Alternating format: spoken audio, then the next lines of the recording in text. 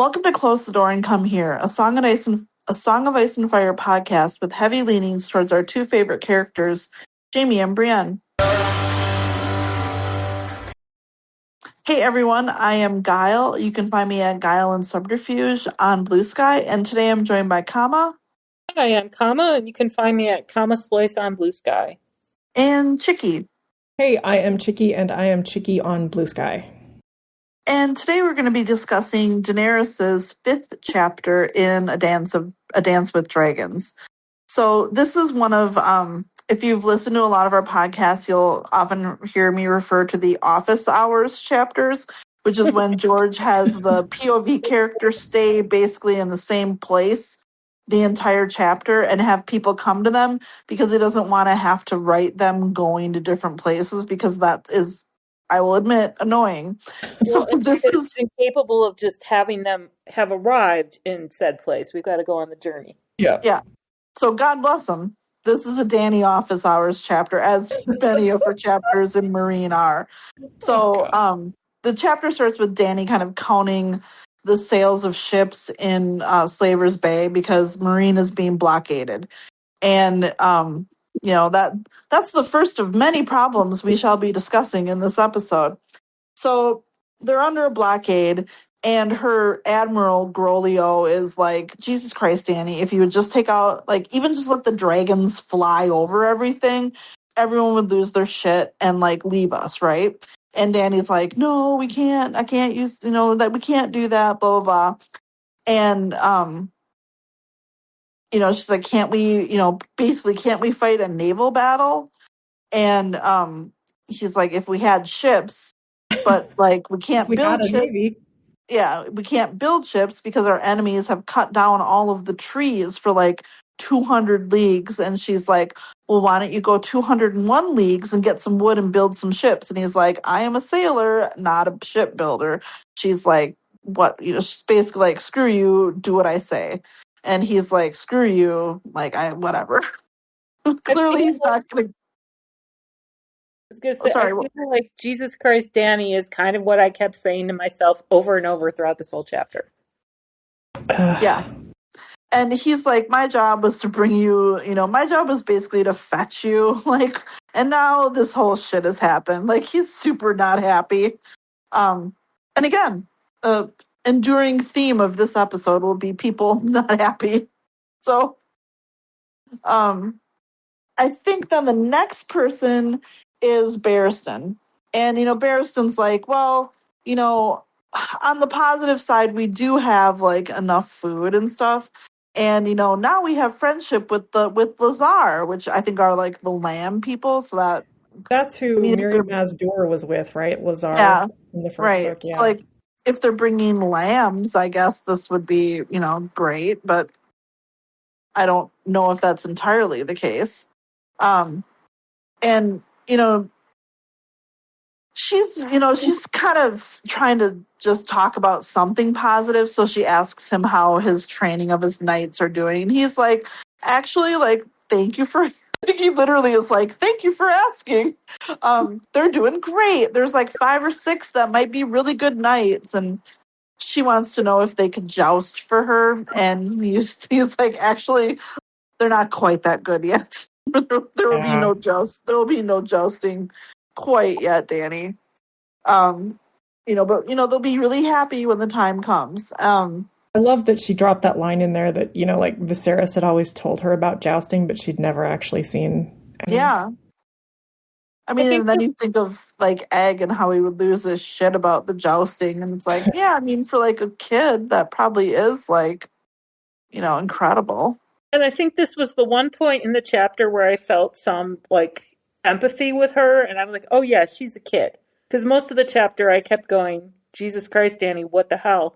I feel a lot of empathy for her in this chapter. But at this point, I'm like, oh, okay. I'm reminding, she's like 16 years old. 15. I think she's even younger here. She's like 15. 15, I get it. But, like, yeah, there's a couple points where I'm just like, oh my God, focus.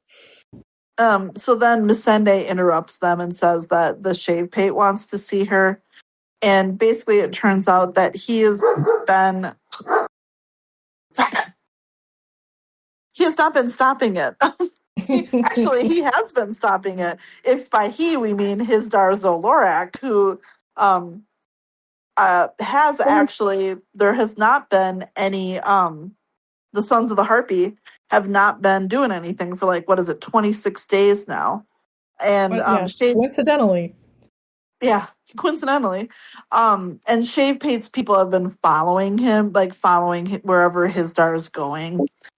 And just to, see what he's doing. And the Shave Pate is he's totally in charge of the Harpies, he's terrible, blah, blah, blah. Well, he's either he's in charge or he has access to who is in charge. Which it's hard not to think that. Well, yeah, or it could be someone that knows about the deal and also can control the Harpies, like Shave Pate. Mm-hmm. So, he of course wants to get some of Hisdar's people and or Hisdar himself and torture him.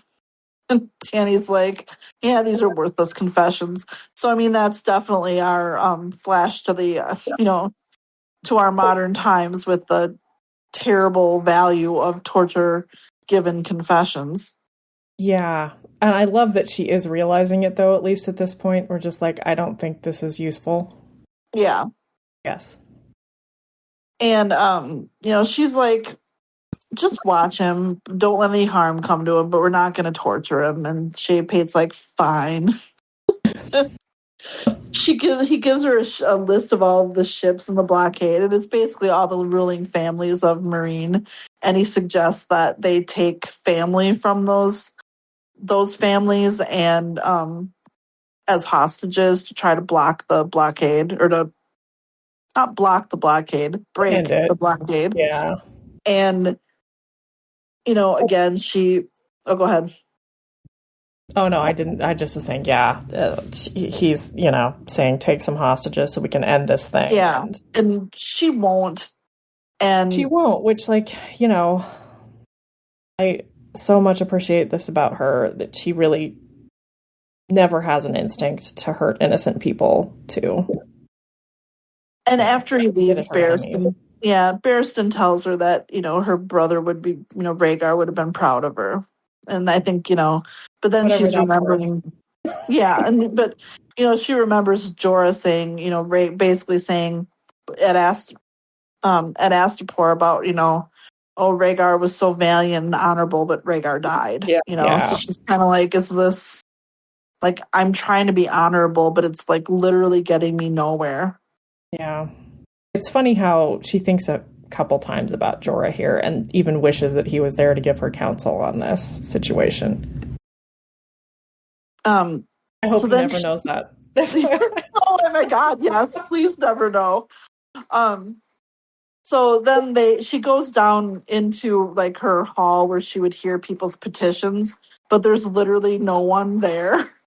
So no one, no one asking her for anything or wanting justice. And Mo Resnack is there, and he's just like, nope, the city's afraid. And basically we find out that one of the many things they're afraid of is what has happened in Astapor. So they found some people who had fled Astapor. First of all, they find someone who appears to have a terrible disease, more or less, the bloody flux, I think. Oh, the guy on the pale mare? The guy in the pale mare. And then they also found some people that tunneled their way out of Astapor, and kind of talk about how basically all of Astapor's enemies came in, and I mean, just sounds absolutely horrific. Burned everything, killed everyone. It's just everything in Astapor is shit. Plus, the survivors are sick, and now what? And headed her way. Yeah, they're all headed to Meereen.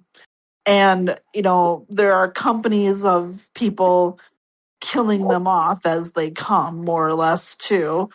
And, they obviously can't let them into Meereen, but they can't again, like Dany is just left with all of these like shitty situations.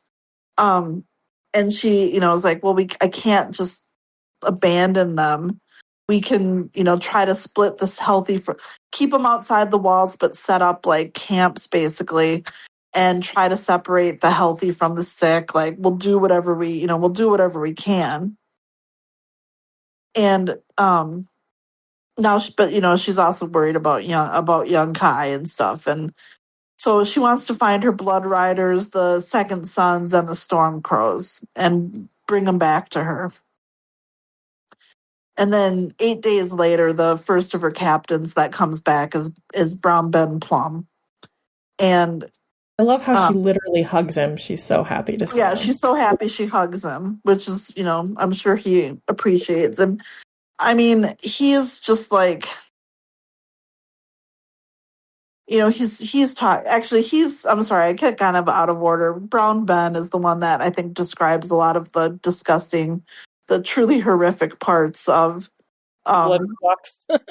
well, and Astapor, and like this party from Astapor of the bricklayer, the weaver, and the cobbler that she's getting more information from, and just people getting impaled, like just people dying with like the poison wine, and I mean just like hell on earth basically. Like I don't even know how to describe it except as hell on earth. Yeah, that's exactly what it seems like, is hell on earth. And hell on earth plus plague. And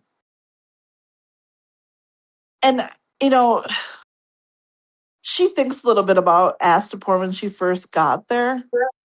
And, like, oh, there were islands, there were, where lovers kissed and blah, blah, blah. But then I think of, like, the rest of her description. I mean, Astapor just seemed evil. Yeah. Like an evil, evil place. And, not that it does, like, the city of Astapor probably deserves to not exist. Just feel bad for, like, the people caught up in it. Yeah. And, I mean, that's a lot of the story of Slaver's Bay. Is Yeah. It's like it's terrible as it is, but then you try to fix it and then somehow it gets worse. She needs to be, and she's not. She either needs to have or she needs to be someone who can do 4D chess, right? Or 3D chess or whatever, who can be thinking out all of these moves. Well, she keeps thinking about, these situations where she's tried to help. And the same thing happens, but slightly worse than if she, had done nothing. Right. No. I'm just saying, like, what she needs is she needs to have somebody who can go, okay, if you do this, here's the consequence 10 moves out. She's making the best decisions she can, and sometimes they're decent decisions, but she can't think out, because, I mean, again, she's a teenager, and also because I don't think she has that kind of a mind. She can only think out one or two moves, and that's what's killing her. It's a different culture. It's multiple cultures that she's been encountering throughout these books, right? And I think that's what just keeps killing her. Like not. Yeah. Yeah. I mean, Brown Ben is kind of interesting here because he's like, well, you got the Unsullies, you got the Storm Crows, you got the Second Sons, and you have dragons. Woohoo! And Resnick is the one who is like, they're in chains, they're monsters, they kill children, like he's like extremely anti-dragon, to the point where Dany's like, shut up, like stop talking about this. And she's very like, I'm not going to use my dragons. And then, I mean, honestly, of all of the advice she's getting, and I mean, some of it, there's not necessarily advice in this chapter other than to use your dragons, but Brown Ben's like, basically, well, if you're not going to use your dragons, then we should go now and get the fuck out of here before we really are overrun by like the rest of Essos, essentially. Like, if you don't have your dragons, like, we can't we can't stay here forever. Like, let's go. Yeah. Well, I mean, and this is just like so metaphorical. Just the fact that Dany has chained her dragons is very much, the story of her trying not to be brutal and destructive. And that just eventually, throughout this book, she just finds that is not working for her. And I'm not going to get into the morality of this issue at all. I'm just saying that is clearly what the narrative is saying, is that she needs to be brutal in order to win. And this is what she's wrestling with throughout this book. And I think that's part of why it's so frustrating, is because you just have kind of chapter after chapter where things are getting worse and worse. And like, that she at least would be safer if she just would, use the dragons to be and brutal and cruel. But, I mean, they're basically coming to this. I mean, basically, she's coming to this point that she either has to use her dragons, or essentially she has to, it's, let's call it conventional warfare. Yeah. And, or run. Right. She's choosing, seemingly she's choosing conventional warfare here. She's like recalling people getting, talking, later in the chapter, they're talking about, like, can they win? Like, what are their assets? And basically like, well, like their the numbers are one thing, but like their quality of soldiers is probably way higher than their foes. Like, realistically, like that's, on their side. And like, this is a good thing, but, obviously, to fight a conventional war, she needs to have peace at her back. So, at the end of the chapter, she wants to see his star, like implying like she realizes she has to marry him to essentially keep the peace in Meereen so that she can fight outside of Meereen. Yeah, and well, this is the other kind of analogy to kind of her internal struggle, because it's like, personally, all she wants is to get Daario back. She wants Daario back in her bed. She's, enamored with Daario. But like, for political reasons, she has to choose his star. And it's, it's just like basically her fighting her own wants and her own, like, I guess just gut instinct is maybe the term to use throughout this whole chapter. And I think the toughest thing, especially as we get into Dance with Dany, is just reading how she is so much this like orphan girl without a country of her own. And that is a lot of the problem, like what Kama was talking about, how she needs better advice. And it's like, part of it is, even though she's lived in Essos her whole life and hopped around to many of the cities, she's not actually from any of these cultures, and she just does not understand them well enough to navigate, how to possibly, create a revolution that could last in them. So, and that's not her fault. It's not her fault. Well, I guess here's my question is, do you think that she needs better advice, or is it there are literally no good options? I think it's both. But she's been in situations where she's making what she thinks of as the right move, and maybe it is for that moment, but there are long-term consequences. Like, we're seeing this in our own real world right now, where people are making choices to stave off, what they think of as the big problem, and it's creating other problems. And I'm not equating her with the current U.S. president, please, I'm not. But I mean, it's that kind of short-term thinking. And I think that's part of the issue. It's also, she's gotten herself into such a position now where things have gotten so damn complicated.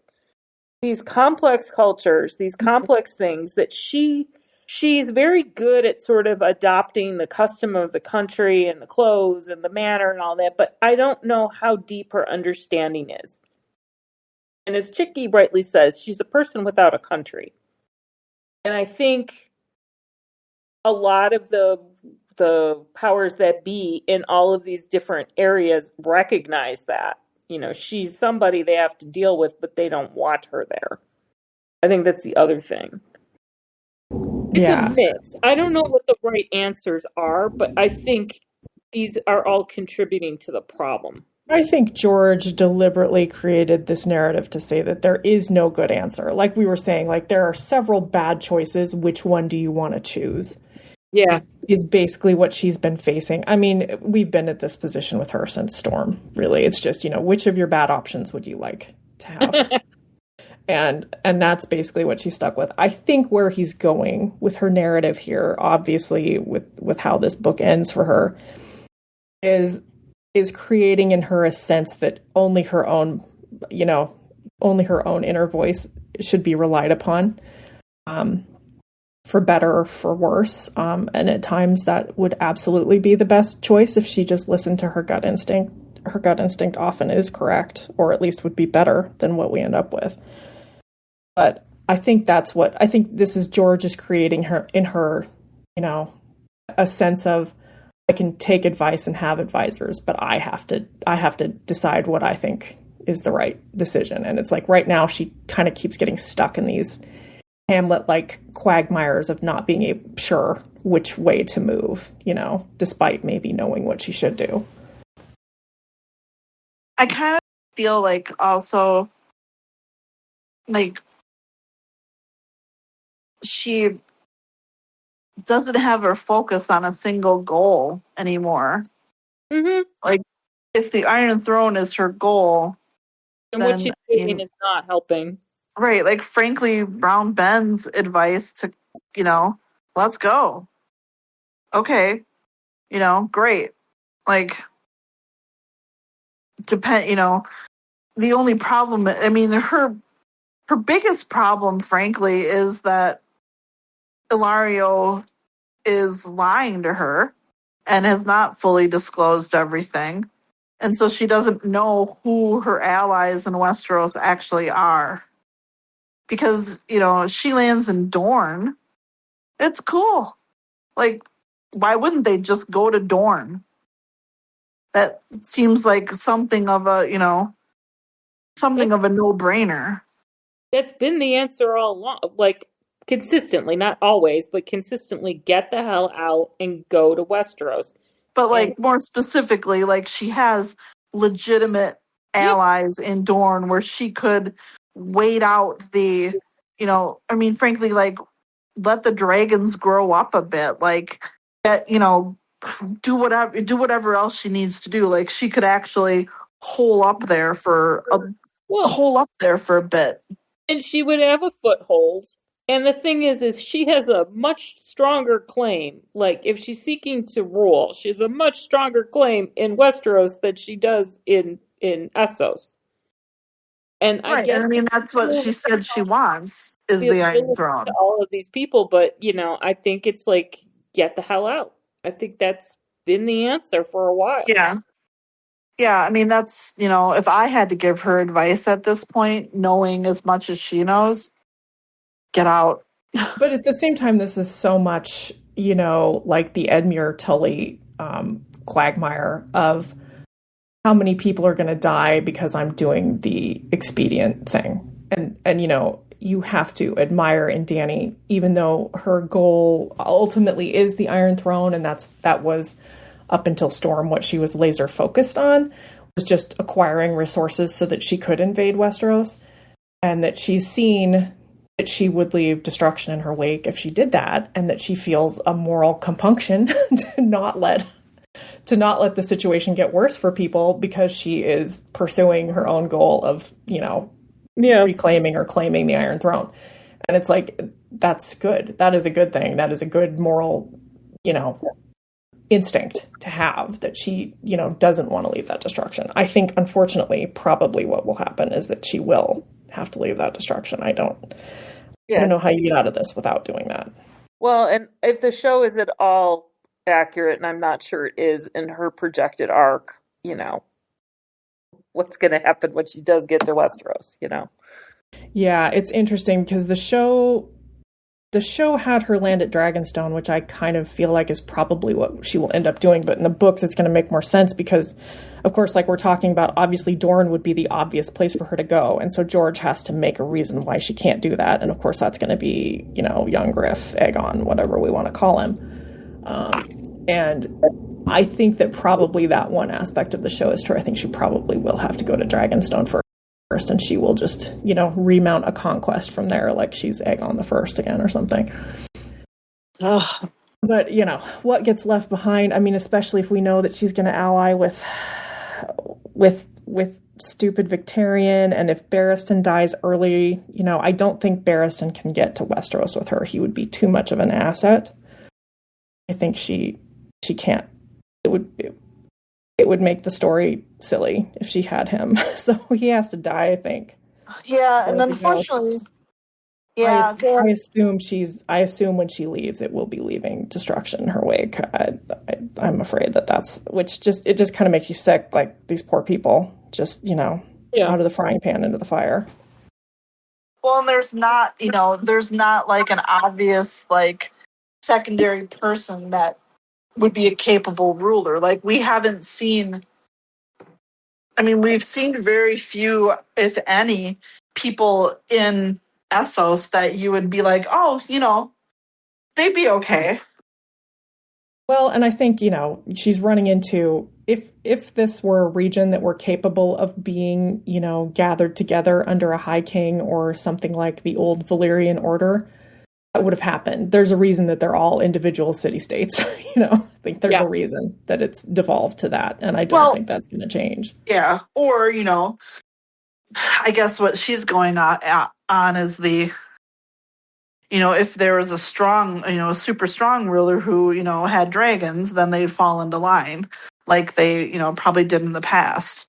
Yes. Yeah, because, I mean, Valyria kind of, even the city-states that Valyria didn't directly control, like, there's no question that old Valyria controlled, this part of the world. Yeah. I mean, the whole world, it seems like, as much as they wanted to, kind of like a conceptual, I guess, Roman Empire at their height. Yeah. Is kind of, I guess, how you're supposed to think of old Valyria. Yeah, and this is sort of like I don't know. I don't know what. Yeah, I guess like a bunch of different kingdom or like city states. So is Dany like the Ottoman Emperor? Maybe. No, the Hun, I have no idea. I'm. It's post. Wait, no, that would be. Who knows? But yeah, I think it's more like she's. I don't know. I don't know the historical analogy for her, but I think that's what she's dealing with. She's dealing with a very. I'm sure George would say that there is one, but I don't think there is an analogy for Dany. Yeah, I mean, unfortunately, like, her dance chapters are just so depressing in that, again, like, everything sucks. Well, everything sucks. Chapter 1, chapter 2, chapter 3, Well, it's because we all know she has to go. We've known since her first book that she has to go to Westeros. It is her stated, like, raison d'etre. That is her entire reason for being, is to get to Westeros. And so anything else is just kind of filler. And you kind of grant someone some filler to kind of, get them somewhere. But it's like, we know that this quagmire is just a quagmire for her to grow out of. And that none of it is going to have huge lasting. I'm sure George will try to make it seem as though these are huge lasting consequences for the end game, but it probably really won't be. And I think we all know it. It's the same frustration that people have with, say, Brienne's chapters in Feast, which is, well, we know she doesn't find Sansa, and that's what she's trying to do. It's like, yeah, well, it's a beautiful story. There's a story in here. I mean, I've argued that Brienne's chapters are a little better story than Dany's dance chapters, but Well, and I mean, I guess, Brienne's chapters are also about Brienne, and Dany's chapters are about Dany, but, like, I don't know that, like, how many books and chapters of Dany dealing with, like, hopeless shit do we need to, I mean, do you feel like you have a pretty good grasp of Danny's character? I feel like I had Dany, through Clash, when you see what she goes through in Clash and how much she, like if you look at how absolutely destroyed her entire life is at the beginning of Clash, and where she is and how resolved she is by the end of Clash and going into Storm, I think thought by Storm, I think this is why I thought that, like, the end of Storm, she probably should have been on her way to Westeros, because it felt like, okay, she's in the final, she's been gathering strength and she's been gathering, the life lessons or whatever, and she's really there. And instead, he has just had her grinding her gears for a whole And I book. think, like, okay, when Brienne's story is taking place, it's the third book in the series, right? when, at least what we're referring to, right? When this is all going on, we're in the 5th book. People have invested, a couple decades of their life at this point in the series. I need this to start moving. And I'm like, oh my God, it doesn't stop. Yeah. Yeah. Well, I mean, we know who Dany is. I think the funniest part is that, George dubbed his issue with getting the Feast Dance, duo of books out, Meereenese Not, in that he got tied there. And a lot of it was just because of timing. He couldn't bring her to Westeros, or thought he couldn't. I don't really know. Yeah. And so he clearly created some of this, and he pretends, I'm going to be really frank with you, I think he just kind of pretends that there is an importance to some of this that I don't think actually really exists. Because he needed something to do with her. What could have happened, right, is we could have learned about the situation and just where she was. We could have learned about that with exposition in someone else's chapter. And then we could have visited her or a couple of chapters and then seen her where she is, and then we could have moved on. But no. Well, or frankly, if you wanted to try to fix what he was conceptually doing in Dance, Tyrion should have been hooking up with Dany by the end of his 2nd chapter in this book. And that is how you speed run this whole thing. I'm going to say speed run. What I mean is complete the series. Instead, you end up with this. And then it's like, okay, well, at this point, we think maybe Dany would get to Westeros at the end of a theoretical Winds of Winter. Well, then how does everything that needs to happen in a theoretical Dream of Spring happen in one book? It couldn't, That's the issue. That's why this is so frustrating. Not that it's necessarily the worst story or that there's no character development here. There is, but it's just like Dany was probably ready to hit Westeros by the end of Storm. And we all know it. It just diminishes. It diminishes her story and her character kind of to keep doing this. It's just, it's disappointing. Yeah. Do we have any questions about this chapter? We do not. Everyone hates it. If you want to comment or ask us questions about any chapter, not just Dany ones, you can reach us at closethedoorand@gmail.com. You can find us on Blue Sky at Close the Door and Come Here. You can find us on the Jaime and Brienne subreddit or on Tumblr. You can also ask those questions anonymously on Tumblr if you're more comfortable with that. That is just fine with us.